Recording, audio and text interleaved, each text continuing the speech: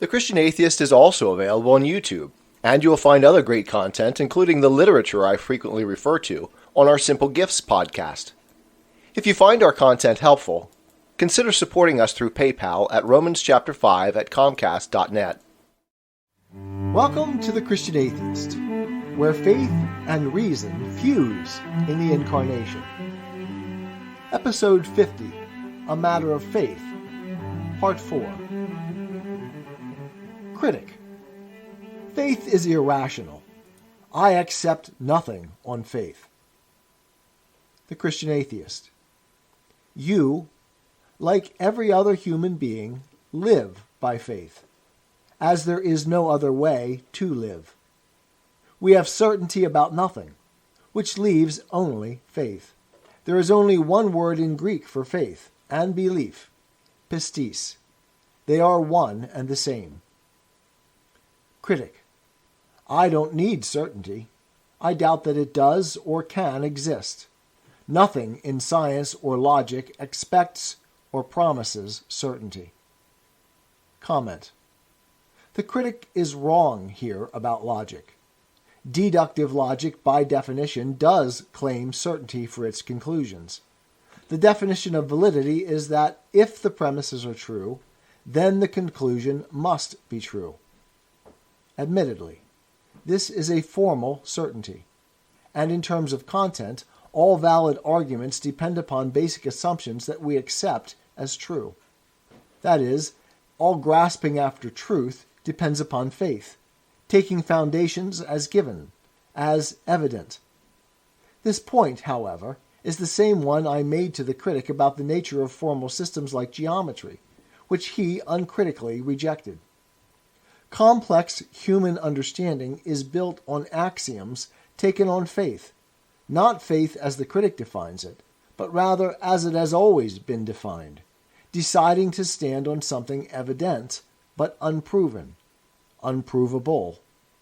Science, practicing inductive logic, does not deal in certainties, but probabilities, exactly as the critic points out here.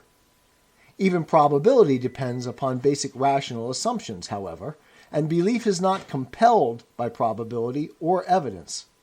Belief results when we decide to buy in to the claim that the probability and evidence points to a particular solution.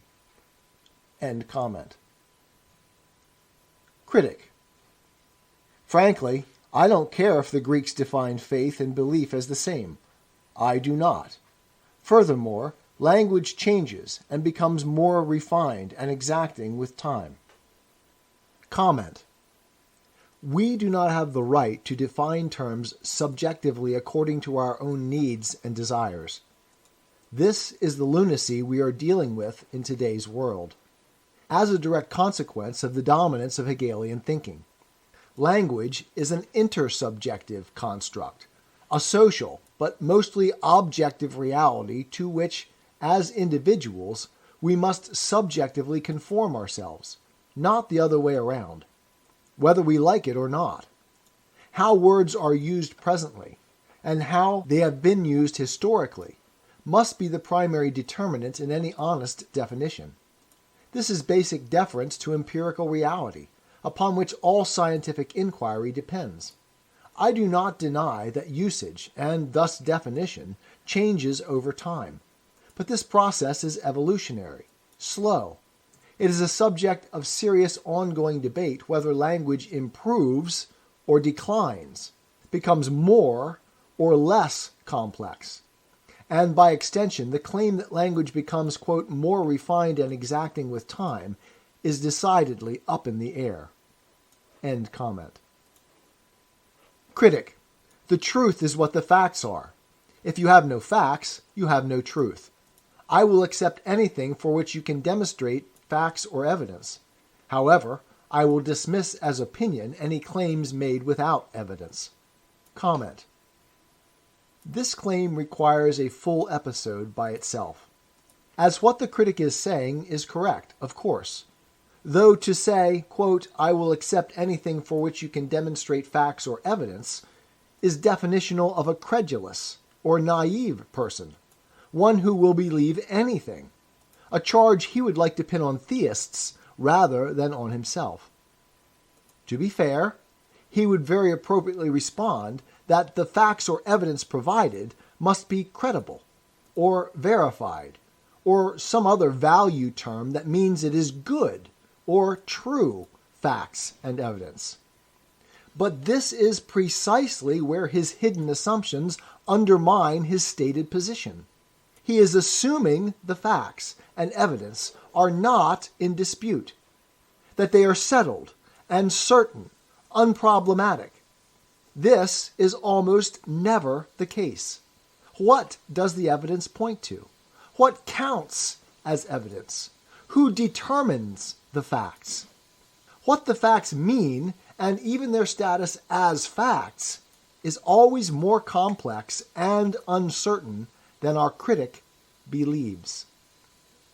This is almost always the case with those who buy into the hidden certainty of scientism, rather than the skeptical buy-in, properly called faith or belief, required to do science. Like so much ideology in today's world, the Hegelian mindset encourages us to hide from ourselves those things we don't want to face in our theoretical understanding, those things that stand in the way of our desire for a more settled, more certain world. This critic claims, and seriously wants to believe, that he systematically denies certainty, without recognizing the profound certainty upon which his entire view is built. To deny faith while exercising it as fully as religious believers. As usual in these cases, we must acknowledge that this problem of unwarranted certainty is as prevalent among theists as it is elsewhere. Faith walks a very fine line.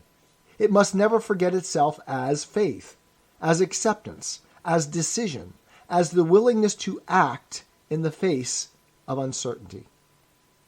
End comment. The Christian Atheist. I am not trying to convince you of anything, critic. That is out of my power. Only you can do that. I seek to reason with you, with that divine spark of rationality that dwells within you. It is the power of your own rational nature to which I appeal. Tricking someone with rhetoric or intellectual games is utterly repugnant to me. I don't mind being wrong so much as I hate being deceptive or deceived. Let's try a different approach. You prefer a more compact and pointed style, you've told me. If you're game, then, let's try some Socratic questioning, sticking to the fundamental point. Your position depends upon your distinction between faith and belief. If faith and belief are fundamentally different, and defined as you define them, your position stands. If they are fundamentally the same, it and your definitions fall. You define faith as, quote, acceptance without evidence, and belief as, quote, acceptance with evidence. Okay, let's run with that. Other than faith in God, what other examples of this sort of faith can you give me? Regrettably, our discussion ends here. The critic never responded to my question. I was quite disappointed, as it was an adventure to which I looked forward, knowing neither the course nor the outcome. Let's take a few moments, having explored the notion of faith over these last 4 episodes of The Christian Atheist, to process our journey. First, I must say that I feel as though my understanding of this issue and my responses to the critic in this exchange leave me disappointed. It felt as though we hit a wall that I could not break through. Such walls, I am convinced, mean something. And until I can grasp that meaning, I will remain unsettled. The frustration, I think, can be best understood when, after I made the case that faith lies at the basis of all human rational endeavor, the critic said, "Wrong. Belief in the scientific method does not involve faith. There is no buy-in. Belief in the supernatural requires faith because there is no evidence to draw from. The scientific method is not about belief, but evidence, testing, and confirmation. When the critic refuses to engage my argument, simply reasserting the position I systematically took apart, making no attempt to answer the critique, I feel helpless. I respect his opposition enough to carefully engage him as a fellow reasoner, and he refuses to reason in return, simply holding to his belief, while denying that it is a belief, that it is uncertain, subject to skeptical critique. It is like those arguments we all had as children. One of us claims that there is a lake in the middle of the park, and the other denies it. When we both stand on the edge of the lake, the denier refuses to concede the point, claiming that someone must have just put it here. I don't really know how to respond to this refusal of reason. What disappoints me, I suppose, leaves me with a feeling of impotence and failure, is the fact of the critic's freedom of choice. My argument, and any evidence we might bring, cannot compel belief. It is this very freedom of belief or choice that God depends on. Come now, and let us reason together, says the Lord. And that Jesus laments over. Jerusalem, Jerusalem, how often I wanted to gather your children together as a hen gathers her chicks under her wings, but you were not willing. Freedom to will makes us unique, co-creators with God. But it also opens the door to unbelief and substitutions. That we can turn to God means that we can turn away from him. God is evident to theists, a starting point for inquiry. But what is evident is not necessarily certain, as the meaning to what is evident isn't unambiguous. It is evident, for instance, that the sun travels across the daytime sky. But what this means changes as we understand more clearly to what that evidence points. The rational mind, then, is properly skeptical of the meaning of what is evident, uncertain. Faith is the determination to move forward, or to act on that which is evident, despite its uncertainty. In this way, we more clearly articulate the meaning of the evident. That is, we find evidence for or against a meaning of what is evident. When atheists pretend that they want evidence for God, they are putting believers into the impossible situation that Thrasymachus put Socrates when he responded, "You're a clever fellow, Thrasymachus.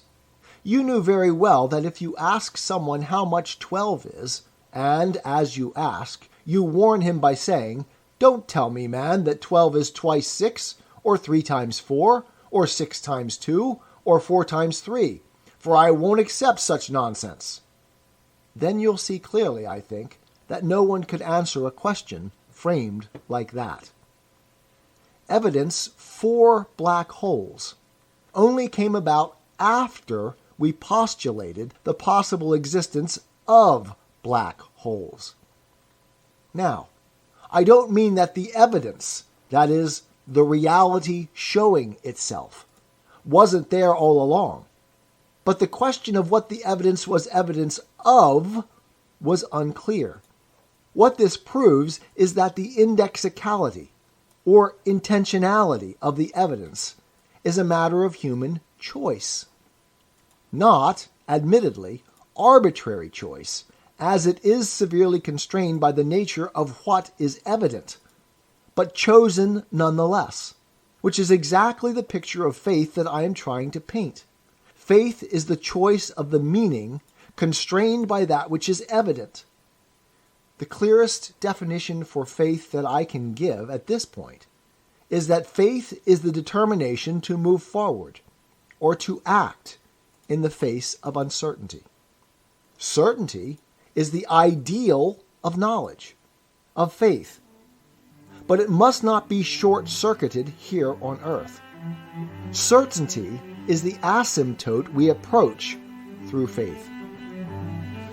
I am a Christian, with the searching and skeptical mind of an atheist. I don't want to believe anything that isn't true. I know both sides of the looking glass, and I know them with open eyes. I choose Christ's side. I invite you to join me from wherever you stand before the looking glass. That's this week's episode.